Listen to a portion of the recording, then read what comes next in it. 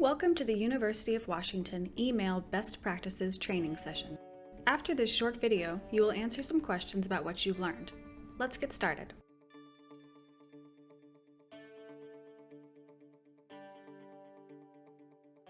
As a state agency, all information created or received by UW is a record, regardless of the physical format or the ownership of the device. This includes paper, emails, electronic documents, information on databases, social media, even text messages. UW employees are individually responsible for managing records they create or receive, including email. University records are subject to public records requests, audits, and litigation. Managing your email helps you get your work done more efficiently and enables you to find the information you need when you need it. With an organized mailbox, you'll spend less time searching and more time doing the work that's important.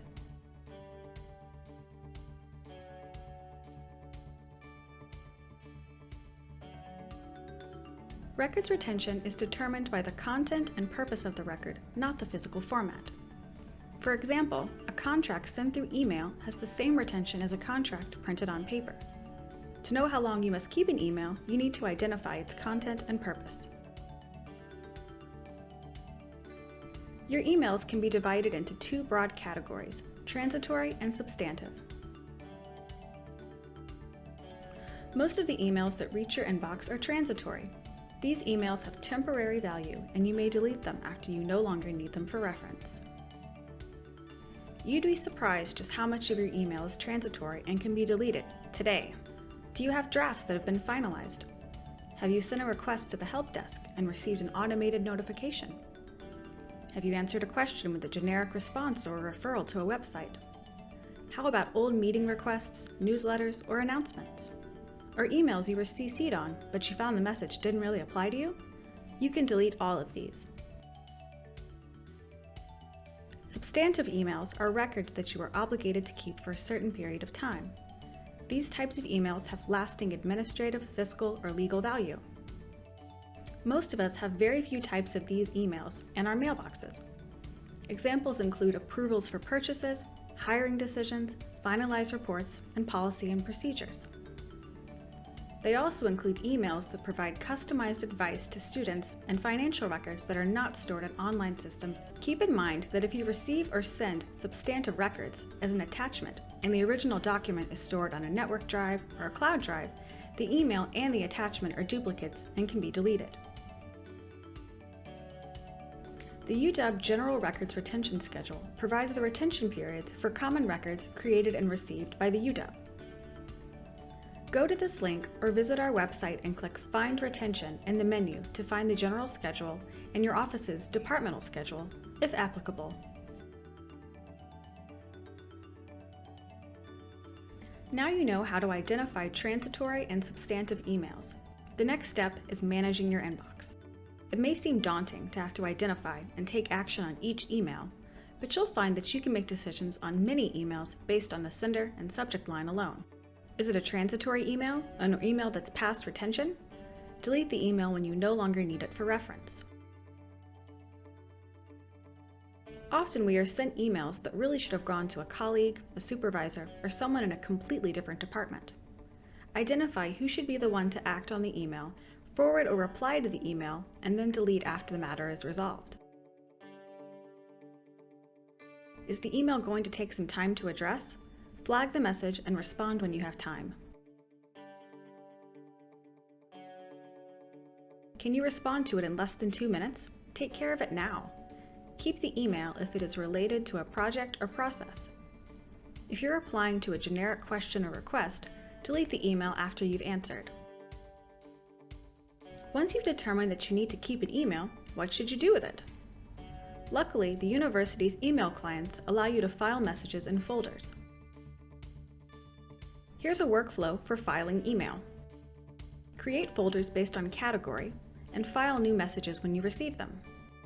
Search through your inbox and sent mail folders to find older messages that you need to keep and file them appropriately.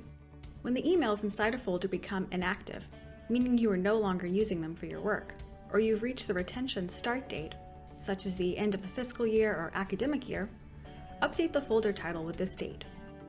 For example, create a folder for each student that you advise. When they graduate, put that date in the folder title. Another example is creating a folder for each of your employees.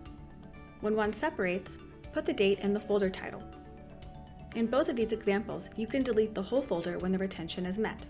The university's email clients have tools that can help you automate this process. Use the above link to look up tutorials and tips.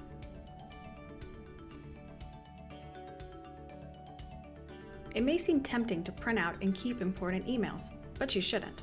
Keep in mind that a printed email can't take the legal place of the original email. The digital email has something the printed copy doesn't: the metadata. That's the information encoded in the email. Believe it or not, when emails are subject to a public records request, an audit, or litigation, the requesting party is often looking for both the email message and the metadata. Court cases have been lost over missing metadata. It may also be tempting to export or archive your emails. However, when you do this, it means you have to find and manage your emails in another location. It's best to keep the emails in their original format and in your mailbox. You may be thinking, okay, I'll keep my emails in my mailbox. I'm not going to ever run out of storage space. Why do I need to delete them? It's true that you'll never run out of storage space. However, it's estimated that 1 gigabyte of email equals about 168 boxes of paper. Have you ever had 168 boxes of paper documents in your office? Would you want that? If you rely on your unlimited storage space and don't file and delete regularly, you may find yourself facing pressure if your emails suddenly become responsive to a public records request, audit, or litigation. If you need to find a particular email, searching through a large amount of emails that could have been deleted makes the search slower and that much more difficult. If you are a manager, there are several ways you can help your office meet your record-keeping responsibilities. Incorporate records management into office policy and procedure. Establish guidelines for managing email, where to store electronic documents, and ensure that your office members know where to find records retention schedules. Include an item on your new employee checklist to orient them to their records responsibilities and the UW's email policy. Schedule an annual or quarterly cleanup day where your employees can take time to go through their paper and electronic records. Consider using a shared office email address to use for signing up for services and to receive email from the public and other departments. When an employee leaves your department, the records that they created and received still need to be managed. Establish offboarding procedures to ensure that this process goes as smoothly as possible. Prior to separation, the employee is responsible for reviewing their own mailbox and purging transitory emails and emails that have met their retention. Substantive emails that need to be retained should be transferred to their supervisor or the appropriate colleague before their account is deleted. If the employee fails to delete and transfer their emails before they separate, their manager assumes responsibility for the records. We've come to the end of this training session. You've learned that managing your email is your responsibility as a UW employee and an important part of your day-to-day work. Spend just 15 minutes a day addressing your inbox. Delete transitory emails and emails that have met their retention. File your substantive emails into folders. Explore your email client's automatic filing and flagging options. Going forward, try and manage your emails as you send and receive them.